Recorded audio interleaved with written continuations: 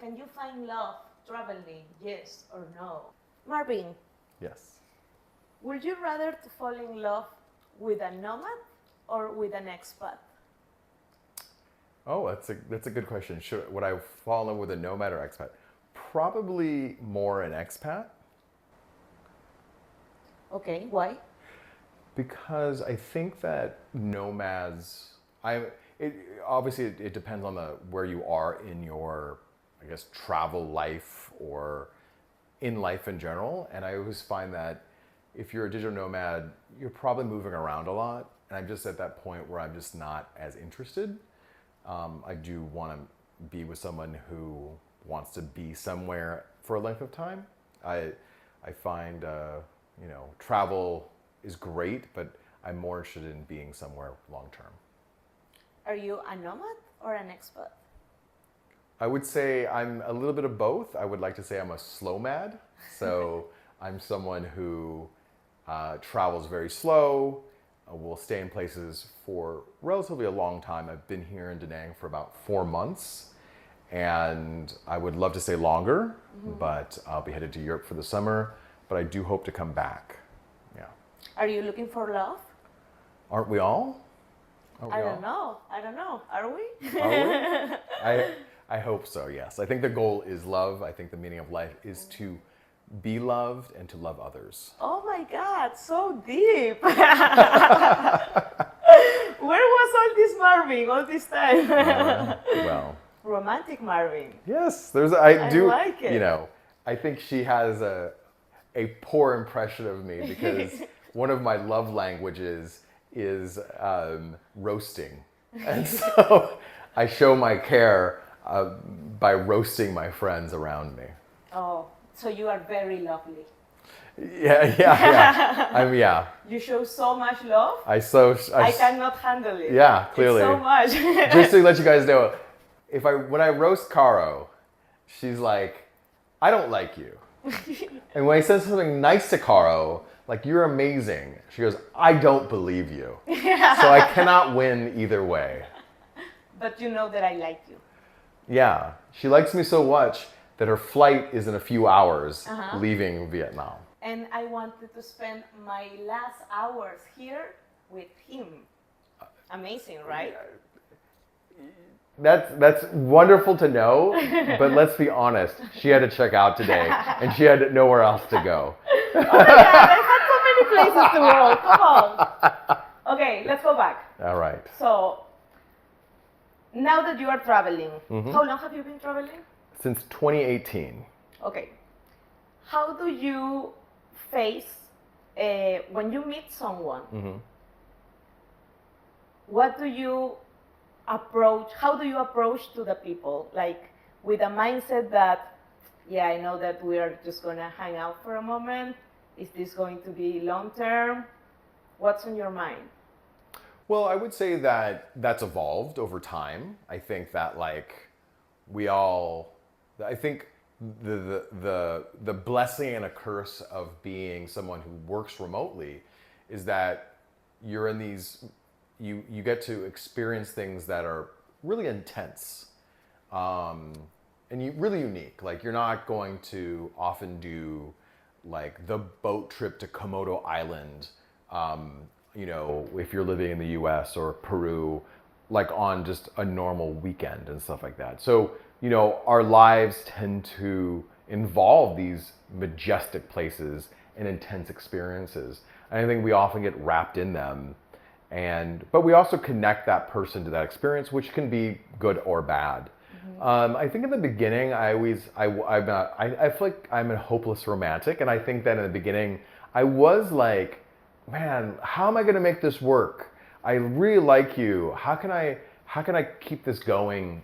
But unfortunately, at least in my experience, and even if it's romantic or things we do in life, the level of intensity those relationships often are surrounded with is unsustainable. So, we try really hard to capture it, but unless you have some solid foundations, it's very hard to keep that intensity going, and it can fade. or people leave. And we've talked about attachment styles and what kind of attachment styles people that travel, digital nomads, expats tend to have. When you meet someone, what's on your mind? Like, okay, I'm gonna get involved. I need to be careful. Yeah. How's your approach? Yeah. So like, my approach would be like, do I like this person? Am I even interested in this person? Yeah, because you put people in different, you look at people differently. Like, oftentimes, if you know they're leaving, and that's kind of like time, like when we're younger, or I think time constraints, a countdown of somebody leaving can be very sexy.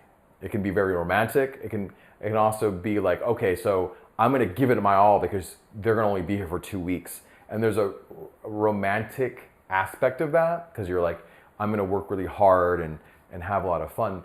But as I've gotten older, like, yeah, like I do understand, and I actually have that conversation with people, or at least try to, in terms of like, oh, you're kind of leaving soon. Is this really something we want to get involved in, or how are you going to feel, or how am I going to feel? So I would say more as I've gotten older, I've shied away from any kind of short-term things. So I mean, nothing is like a straight line. Sometimes people catch you and surprise you, and you're like, I really enjoy this person, but if you're honest and transparent about, I'm not going to be here long. How do you feel about that? And sometimes when you're honest about those things, they can be like, well, I'm going to go there too, or I'll join you, or come with me, so you can actually have that conversation.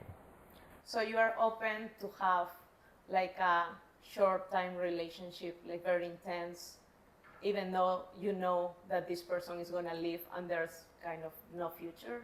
I would say that I'm less open to it now. Yeah, like it just you over time, like those experiences, like anything in life, they don't become as special. They become less special because you're like, as a digital nomad, you meet new people every day, and so like, yeah, you get pretty spread thin, and like. You don't want things to feel routine. So I don't really seek those things now. And do you feel that in this nomad life, since you meet too many people very often, it's like in your mind, it's like, doesn't matter because the next day I'm going to meet someone else? So I think that can happen, and I'm very aware of that. And what you describe is, what it does is it either increases your attachment style of avoidance. So if you're kind of avoidant, you might become more avoidant. Because ultimately what happens is that if it's a short time and you want to have fun, we tend to push down the conflicts or the things that are bothering us. Because it's like, well, is it worth telling them I hate how they eat? Or like, they dress like shit.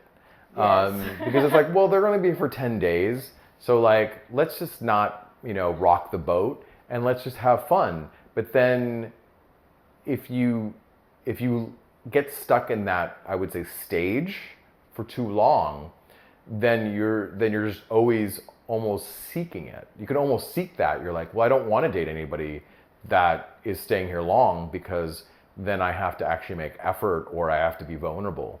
And so that's a concern. And the things I've expressed to, I don't know if expressed to you, but other friends, you can, there's going to be a point where you've met the desire to keep sleeping with new people. It lessens, because it's like, how, are you like, sometimes you just want familiarity. You at some point you want a partner. In what I think, having somebody new all the time, I always say you're not even really knowing the person for the first 6 months. You're just meeting their representative.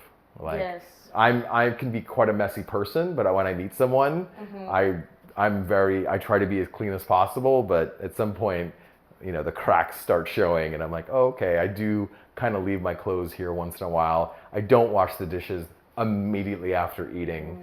But I'm getting better at it. Okay, so talking about that, the other day we were in the beach and we were just talking about many things. And we were talking about how is dating if you are living in your hometown or if you're living for a lot of time in one place, and how is dating now when you are a nomad, when you are traveling fast. Yeah. So what do you think are like the big challenges on that? Yeah, so there's definitely several challenges of dating people remote, like when you're traveling or digital nomad. We can talk about the challenges. We can talk about what success looks like, or we define success differently. But in terms of the challenges, we said earlier about the intensity. So you end up meeting someone, and when we can talk about my experience dating in the U.S., and this is often common in other places. When you meet someone, do you immediately move in with them? No way. No. So what typically happens is that you make dates, you go on dates for a month, 2 months, 3 months, and you choose to be with each other. You have your life, your circle of friends in your home country, in your city, and you make that effort. But in contrast to a digital nomad, is that you go somewhere and you meet someone and there's this level of intensity, and oftentimes you do move together quickly. You do all of a sudden become like this one person doing everything and pretending. And I guess pretending is not the right word, but allowing this style to kind of consume you to an extent. And it's hard to sustain, because then how many sunsets in Bali can you go to? How many, parties can you go to? Or what, you're kind of together all the time, and then, it's really hard to walk back that. How do you have a conversation with your partner? Oh, maybe we should live separately. And then it's really hard to take the genie out of the bottle after that. But don't you think that is better because it's faster, so you get to know the people more in a fast way, so you can tell yeah, so I try everything and no? I think that... Or it's like you're burning phases. I think that that obviously has happened. People have met in intense situations and stayed together. But I think the challenge behind that is people can sometimes trauma bond as there's this belief that you can just hack relationships, you can shortcut. I just don't know if that is the case. I think being with someone and enjoying the time you're with them when you're doing nothing, I think is a reflection of how comfortable you are with the person. Oh, yes. And I think in the beginning you feel that you need to fill the space with a lot. So I'm not saying it can't happen. I haven't seen it happen much. Mm-hmm. I usually think that we can go into successes, but I think that I've always said this, or I say this often, is time and space. You have to choose to be where you are in the moment, and the space to make the right choices. But that's how I've seen success. Mm-hmm. What do you think about long distance relationships? I think there's different versions of long distance. When you meet someone in one of your travels and the person is going somewhere else. Yeah. So it depends on the length. I would say if they're going to be gone longer than you were with them, it can be problematic. I think I would argue that a lot of digital nomads want to be in an open relationship. Whether they tell the other person that, I don't know. But I see that it's a very common thing within the nomad community, is that when we're together, but when we're not together, I can be with whoever. Wow. So that's something I've noticed. And are you okay with that?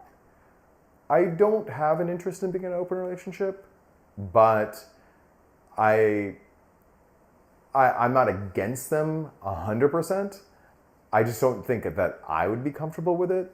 But I've seen people that have been.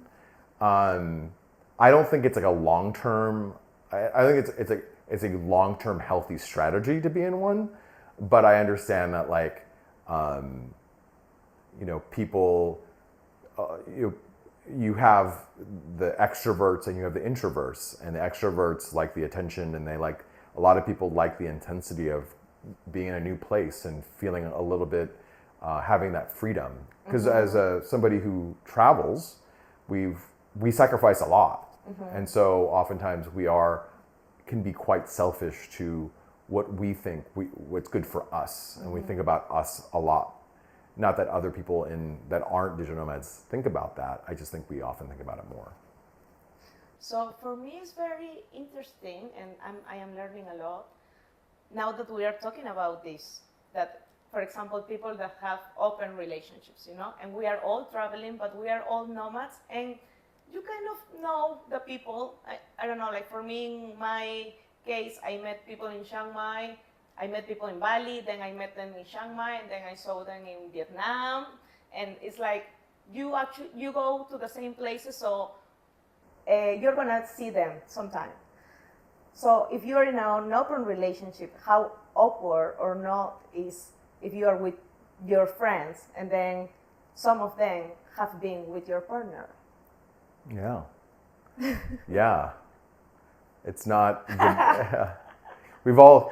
I think we've all experienced some level of that, and I think that I think if you're fine with an open relationship, then you're fine with it. Those people tend to be more fine, whether that's like an act or not. I can't speak for them. Like I prefer not like that. It does happen because the community is quite small, so you do end up hearing about the person you dated or is dating somebody else that you might know, but that can happen in your regular city. Like, it does. I don't think it happens as we get older, but people date. I've heard or seen people date other people's girlfriends or boyfriends in college and high school and as young adults and stuff like that. I think on one hand, it's like, if I can't be with them or give them what they wanted, I hope somebody else can make them happy, and you want to be happy for them, because I love love. I think that, but I think, it's not the best feeling, but you just, you kind of move on. Can you give us some tips to move on? How can you detach from people? How you detach from people? Yes. Oh, well, I think number one, you just need time, because everybody who's watching and you dated somebody in your 20s, right? When you were 20. Are you upset that dating someone else? No. Yeah. So you know that it's possible. First of all, the reality is we've all dated somebody else we've moved on. We're happy for them. We may not talk to them, but they exist in this world. Yeah. And so that becomes the person that you recently dated. But I also think that you do have to, I've given this advice to everyone, is that you do have to think of them at some point privately, think about them with someone else, and think about it in the most graphic and intense way, because it will hurt, but it'll be less embarrassing than being caught off guard, walking in a restaurant or being on a plane or whatever it is, you may run into them. And if you privately have accepted, taken in that pain privately, they will not see it on your face the moment it happens. Because then you can't control your action, right? If you see them happy and you haven't gone through that, those emotions. Yeah, but that is like manifesting. Manifesting, like you want, if you feel something and you think about something, it's like manifestation. Yeah. You are actually calling it? You wanted this to happen. I would say if I'm not with them, I want them to be happy with someone else. I don't want I'm not here to, I don't want to hold anybody. Nice. So if I can't make them happy or they're not happy with me, I hope they're happy with someone else. And imagining that scenario makes me more comfortable in this moment, or it will, because we wake up every day and the pain gets less. Yes. Yeah. Nice. That's love. I like it. So, what do you think are like the big challenges on dating nowadays? I think the challenge is in just general dating, which is whether you're in a city or here. I think that unfortunately, dating apps have made us believe that sometimes there's infinite choices.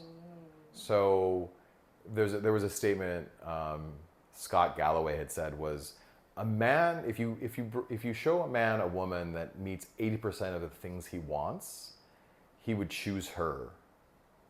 But if you showed a woman a man that was 80%, she might not choose him.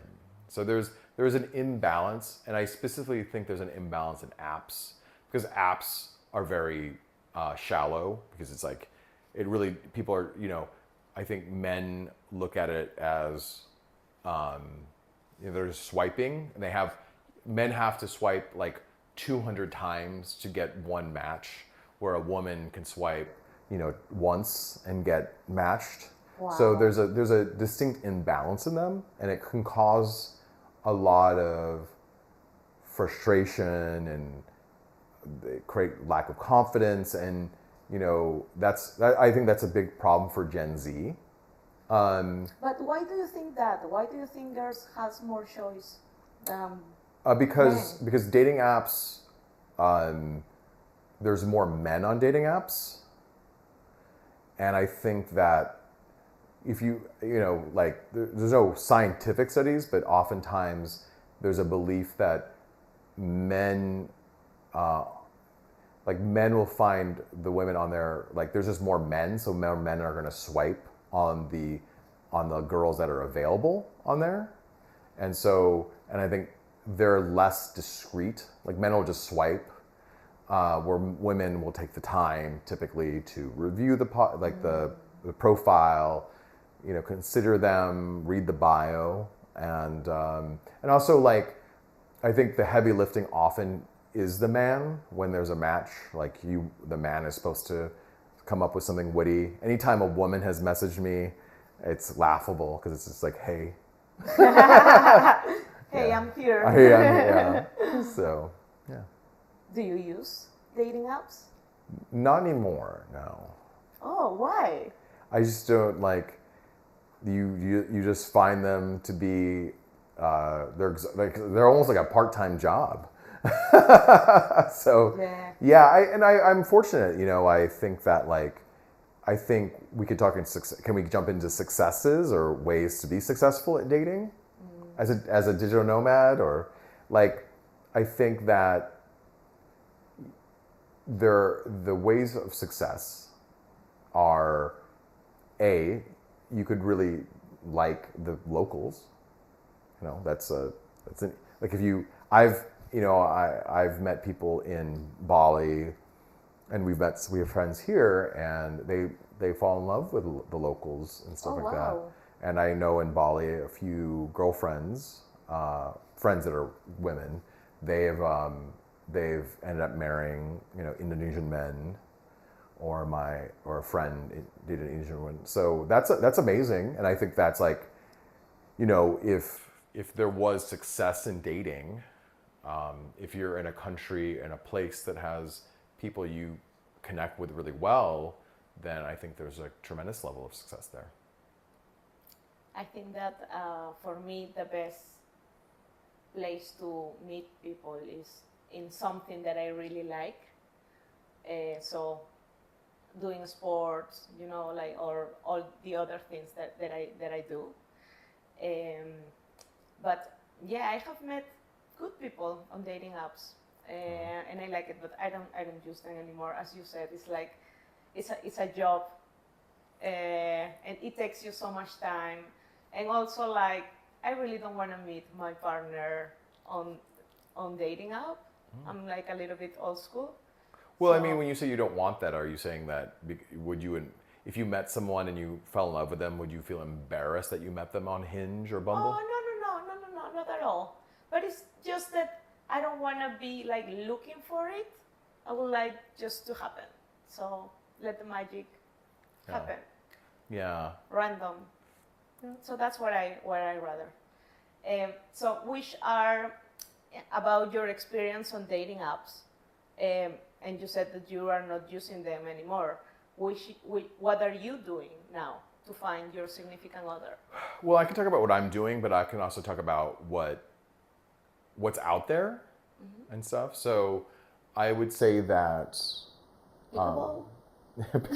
yeah, we can talk about like as many of my friends know, and obviously we met kind of through pickleball, is that the idea of a third space, like something not home but not work, and pickleball, paddle are the fastest growing sports in the world, and I think it's because of a social aspect. They're easy to pick up, and we had fun this morning playing pickleball, and the range of ages are incredible, from people from young people from high school to people like 60s or 70s, and they're good. Like they're really They good. kick our ass. So I think that's a great way, and what I want to preface is that when you do these things, it's the compounding effect of showing up. I think we all want immediate gratification. So if you came to pickleball tomorrow and you're like, oh, I didn't meet anyone, then you're kind of it's the wrong expectation. It's really the time meeting. Even we didn't hang out much for the last 3 months until all our pickleball friends left. And then it was just us. So we're stuck. Yeah, it's like nothing else to do, so. So there's that. There's an app called Time Left, which I think is a great way, and that's it's in major cities, usually major cities, and it's dinner with strangers. So every Wednesday at 7, if you sign up on the app, there's a survey, and they'll connect you with 5 other strangers, and you have dinner with them. You're not required to buy dinner, by the way. Some people just fast, but they just show up to dinner to talk, to have conversation. And then there's always like a meeting point, which is either another bar or restaurant. So everybody in the city who's had dinner, because there's different restaurants they send you to based on your interests, you go to that one bar or restaurant, and then you have, like a after thing. And so I did that in Vegas for 3 months last year. Oh, nice. And went every Wednesday. And some nights were amazing. Some days were like, these people are kind of boring. But over time, you meet people. You went hiking.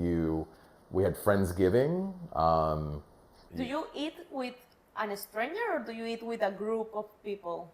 A group. So it's set up to be 6 people at a table. Sometimes it's 4, sometimes it's 3. okay. Just because they try to set you up with 6, but sometimes people don't show up, or they try to set you with people with similar interests. So like you're not like just staring at each other. But sometimes it's a hit or miss. It's a startup, but it works really well. And then you look at, there's Thursday dating, which is a Thursday in different cities. I think it's US based. I think it might be going to outside of the US, where you would go to Thursday, and it's a setup, everybody's single. And so it's a singles event. When I first moved to Vegas, there was a social club a woman started, and she hosted like 4 events a week. And so I met people, I dated people through that social club. So there's definitely things out there, but I think in real life really helps. There's a lot of events here in Da Nang, Vietnam, from content meetups to Yes. attachment style meetups. I joke that Caro is the queen of workshops. Because I study. I want to learn. So yeah, there's a lot out there. I think even with the interest in pickleball, I know it's hitting like mainstream because people know that I play pickleball because of my stories on Instagram, and people tell me like, oh, you know, I play pickleball like every day, or I play here. And so I think it's just great. Like in Vegas, there's like the midnight picklers where they start playing at like at 10, 11 o'clock at night. Oh, wow. That's a Yeah. good plan. Yeah. And then, We never done that. and I think in Bangkok, they're doing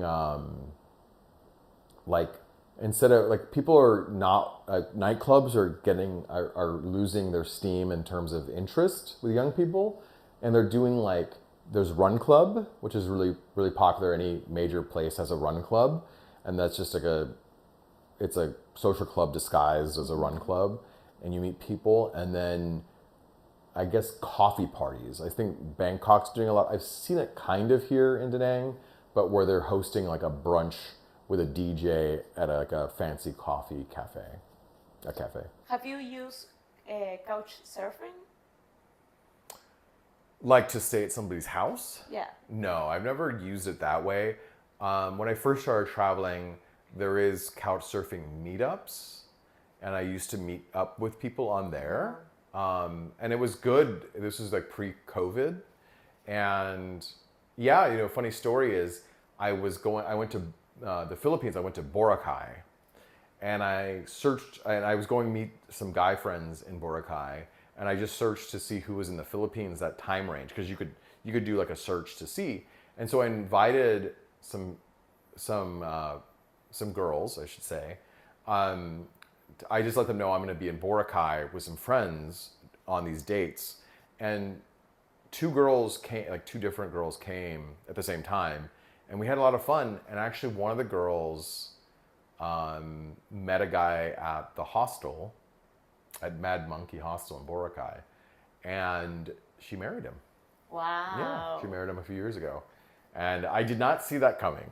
So Yeah, I heard another successful story about couch surfing. That's why I'm asking. Yeah, okay. Because I have friends that they stayed on their future couple house, and they just ended up together. So yeah, interesting. Also. It has, yeah. I don't spend time much anymore. I feel like it is, unfortunately, the problem I see, because there's couch surfing meetups. I think the in-person meetup is probably a good idea, but the meetups with people, it's a lot of work, because like I think men try to turn it into a dating app, and it's not meant to be for that. It's meant to have people meet up and do like go see a temple and things like that. Not that I haven't met someone and probably dated them for a minute, but that was never the intention. Yeah. Okay, so what about cultural shocks? Would you be with someone who doesn't speak your language? No, probably not. Yeah, those are the big challenges. I think those are the big challenges with dating, as a slow mad, as somebody who travels. Yeah, it's language, it's culture. You know, you if you're super rigid, you're gonna have a hard time. Yeah. So you wouldn't date someone who doesn't speak your language? No, and I say this not like I haven't tried. No, and I mean, like, I wouldn't date anybody that didn't speak any English. I think that would be very difficult. But I've dated people that, you know, their level of English isn't the highest, and I think I have a lot of patience for that, and empathy, and I do want it to work. Because my mom is not a native English speaker, so I know the challenge behind it. So I guess more of like, it's not my first preference to date somebody, and I only learned this after dating so many people that were like English as a second language, and then, you know, happening to date somebody who was a native English speaker and being like, oh, I feel I feel so much more understood. Yeah. But I also would say that like Spanish is definitely a language that is a language that I would like to know more, and like I don't want to put all the burden on them. It's not if we're in Vietnam and they don't speak English and I don't speak Spanish, we're both in the same boat. It's not like how because Spanish is is spoken as much as English is. The whole continent of South America and stuff like that. Okay, so talking about preferences, do you have like in your mind these stereotypes of woman from Europe, Many. South America, Yeah. So many stereotypes. North America? Yeah, I mean, stereotypes are there for a reason. I mean, obviously people are different, but like if we talk about like the Eastern Europeans or Slavic culture, being around them, have dated them, have friends with them, I think it's pretty consistent. They are much more traditional than like a lot of the Western Europeans or Americans in a more consistent level. Like, they want the man to take care of most of the financial responsibility. In terms of like my experience in Buenos Aires I felt the Argentinians were much more independent. I didn't have this experience, but some people who are from Argentina or men said like women would often not, would prefer they wouldn't pay, like I can take care of myself. So there was a lot of independence in that way. And then Americans, I think, America's such a big country. Yeah, how are American girls? It's such a huge country, so you have the ability to meet somebody who's probably closer to what sensibilities you have when it comes to financial expectations and things like that. I don't think it was a huge issue. I've dated women in America, and I think I know I don't feel like 50-50 is really like the thing, but like I think that it's not like there's no huge expectations other than maybe like paying for the first date or the first set of dates and stuff like that, and then kind of going from there. Okay, that seems to be very important for you. What? Like the economical thing? I think economics, if we talk about failures of relationships, I mean, economics is one of the biggest drivers of divorce and things like that. Money drives kind of our lives a little bit. And I think that like, being from the West and stuff, I think that I can be personally very generous, but it's out of desire and not expectation.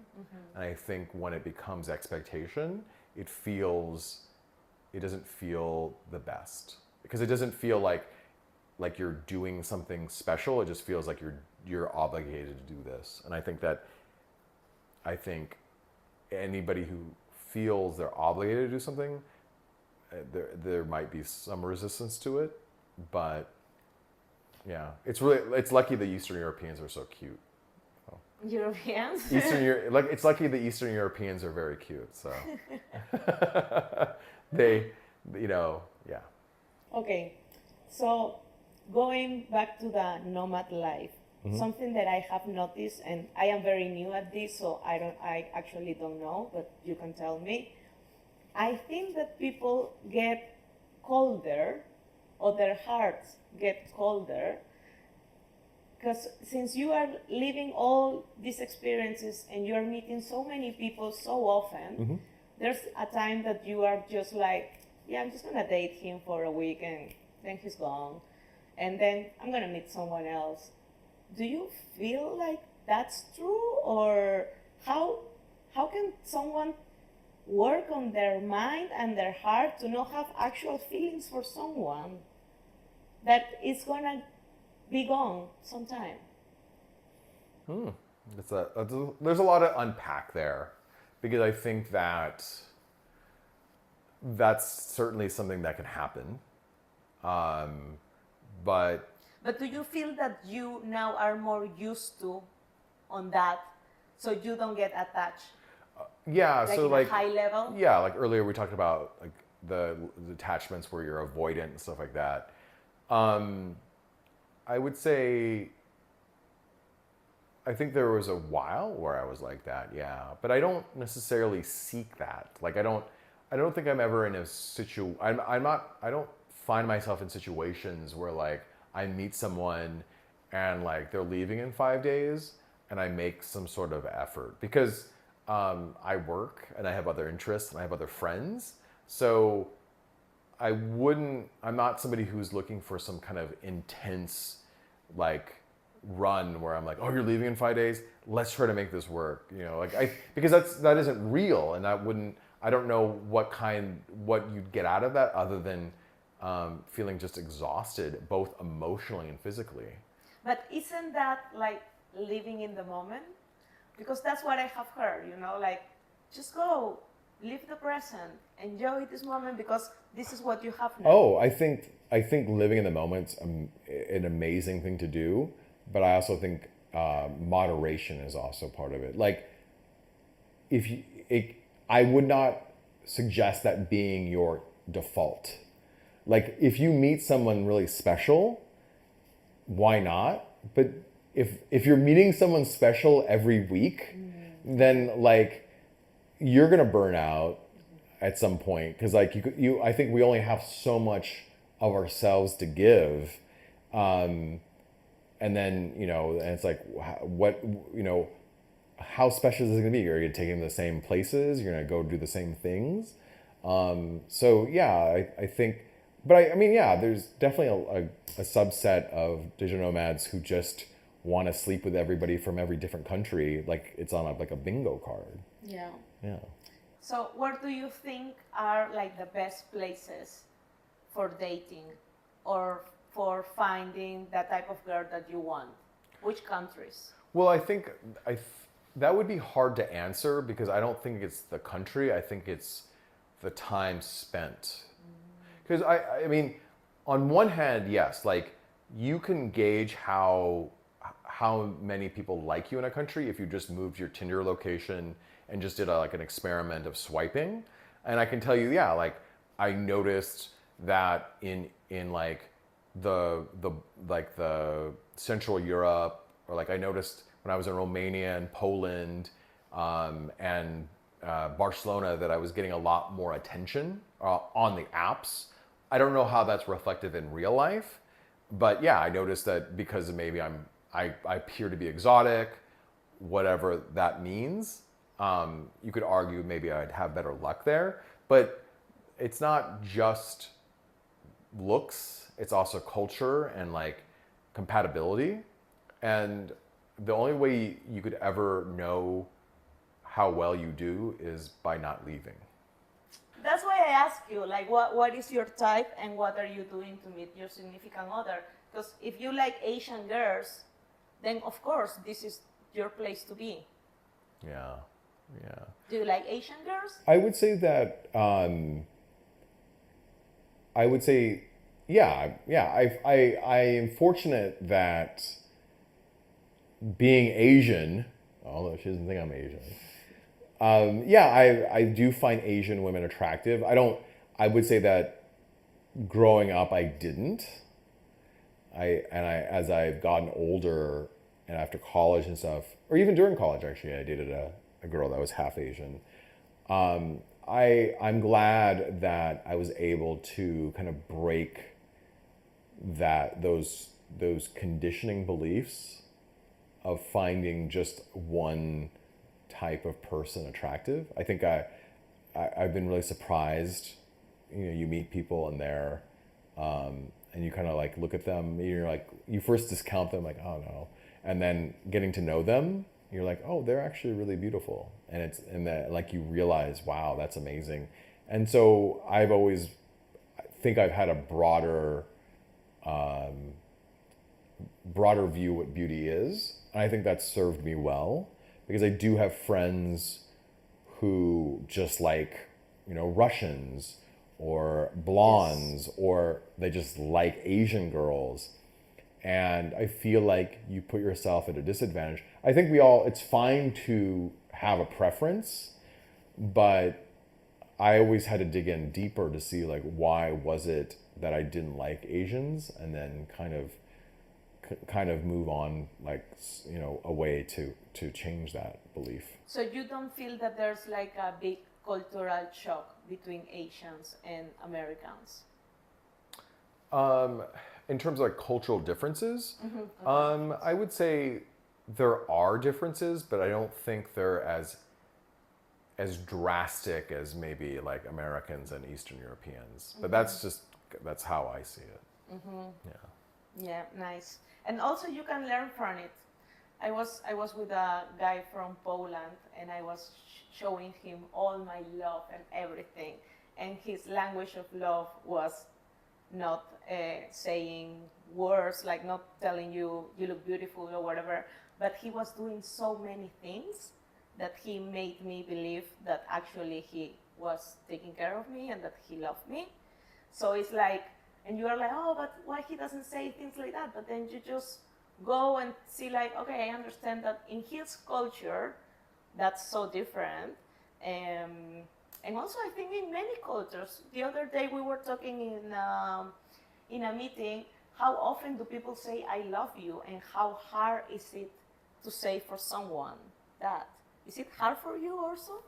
No, I don't think, no. I think Americans tend to be really warm and stuff like that. But I've heard, some European countries, like the Germans or something like that, are very clear about like, oh, I don't say that to my, there's like, it's not something we say to our parents and people we care about.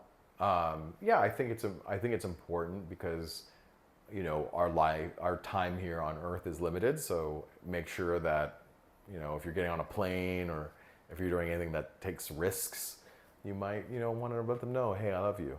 Hey, I do that every time that I go in a plane. Yeah. You do the same?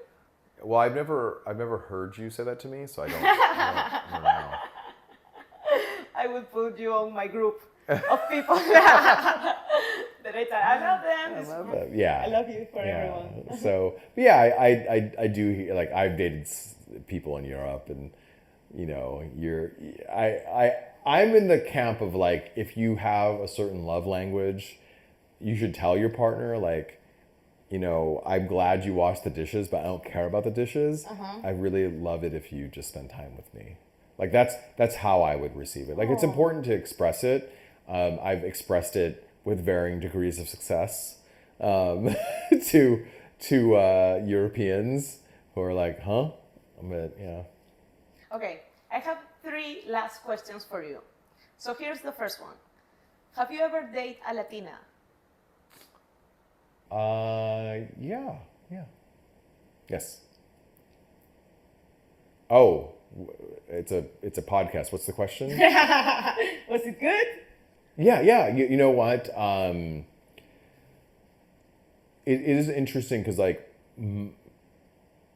because of like my limited experience with like the Hispanic culture, like it was like, it's interesting because like I'm from San Diego, and my limited experience is Tijuana, which is not like a really great reflection of like experiences, because Mexico City is beautiful and I've heard really great things, and I've been to Argentina and everybody's like a model there. Everybody seems to be like a model in Barcelona. And so I didn't have like this strong desire or attraction, but then like I met a woman from Venezuela. Oh, they are beautiful. And she was she was amazing. And that's actually the moment when I was able to understand better the feminine and masculine, because she could do both. And I remember she invited me on this like small trip, and I was like kind of expressing like a little bit of hesitation because I was like, oh, I have to switch apartments and stuff. And she said something like, Marvin, either you're pregnant or you're not pregnant. So you know where I'm going and you can be there if you want to be there. So I was like, yeah, that's a good statement. But then when I showed up, she'd have like food ready and Oh, nice. yeah, she would stop work and come to me and greet me. And I was like, this is really nice. This is a nice, and she loved tango. So You just gave me one more question. okay. Have you traveled for love? Have I traveled for? Yeah. All Yeah. the time. No, That's why I'm going to Bansko. I'm not going to Batsko. What are you talking about? Oh, that's so romantic. That's so romantic. Yes, you have traveled for love. I have, yeah. I in the past, and I would do it again. But yeah, I met someone from Holland, and we had like a long distance relationship for quite a while. Yeah. That's romantic. Good, Marvin, romantic. I like it. I like that version. Okay, if you have to choose just 2 characteristics on a girl to be with her, which ones would it be? Huh. That's an interesting question. I don't like that there's a limit. Like that's a like I know. like That's the question. I would say, I guess On your priorities, what is most important for you?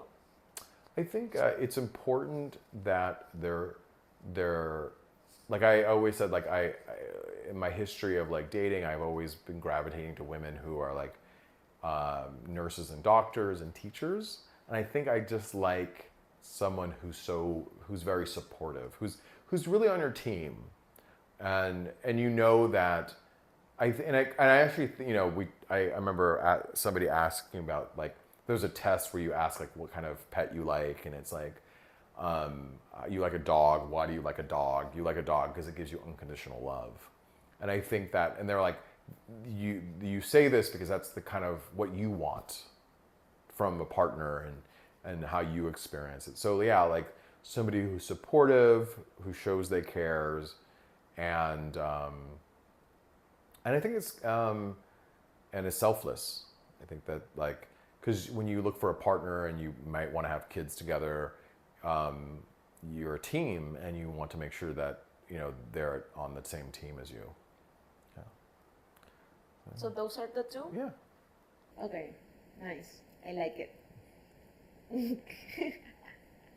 Because we talked about this the other day. Nice. Okay, last question. Are you ready? Yeah. Okay, so sex with love or white craziness sex one night stand with a random girl? Oh, sex for love. Yeah, definitely. Yeah. Yeah. Don't lie. Oh, I'm not. And I know this was a question I saw recently answered by somebody else, and it actually comes down to like age, because I think that like if you ask the question in my 20s, yeah, like your hormones are raging and you're like, I want to fuck something, and so it seems like you would go travel heaven and earth to have sex with the hottest person, girl, and now it's like I think one night stands often can be very selfish. There's varying degrees of satisfaction to them.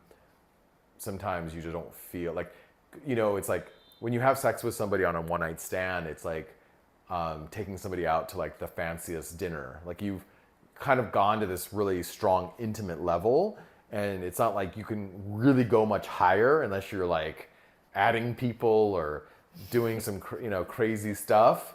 And so like how do you maintain a relationship beyond the physical? And yeah, I just think that it's always a hit or miss, because you don't really know the person, you don't know what they like, and so you're just kind of doing what you want, and then sometimes it happens. And, Okay, yeah. The last question is, which is your best advice for the nomad community about dating? What would you tell them in your experience? Oh, well, the success I've seen is oftentimes the people that have the most success is they're from the same place or the same culture, and they've gotten to spend time with each other before traveling. So I've seen that as a metric for success. What do you mean, like spending time before traveling? Yeah, like if you're like, there's a couple I know that they worked together, they lived in the same city, and they chose to travel together. So those couples I see have a lot of success because they have. No, but they met before Yeah. being a nomad. Yeah. Yeah, no, if you are a nomad now. If you're a nomad now. And you are looking for love. Then it would be I would say a couple things. When you first meet someone, probably not just tell them, I'm only going to be here a week or a month. I think when you end up in any relationship, when you tell people that, you're actually telling them how to treat you. Like, don't get too close because I'm leaving soon. So you're going to shoot yourself in the foot right away. But successes would probably just be taking it slow, time and space. So if you do like someone, maybe not move in with them right away and live separately and choose each other and go through the process you would if you were in your city. Because I think that will save you a lot of pain. Mm-hmm. I would say have the tough conversations when they come up and not suppress them. Because if you do, you're not being yourself. You're being a version you want them to think you are, and so I think that could be very challenging. Oh my God, I love that. I think that's the best. The longer you can stay somewhere, I'm from my own the longer you can stay somewhere, the better your chances are to meeting someone, because relationships aren't formed overnight. They're formed by the experiences we share together over a period of time. Lovely. Beautiful. Okay. Amazing. Okay, thank you so much, Marvin, for having this conversation. You're welcome. I love that you love this subject and that you are like very into this. So thank you so much for your time. Thank you. Thanks for wearing this beautiful dress. Thank you for wearing this shirt. Okay, so we are recording from Da Nang. Next week we're not going to be here. We're going to be in different countries. Well, you are. I don't know where I'll be. I'll be here. Okay, so thank you so much for watching and see you on the next episode. Bye bye.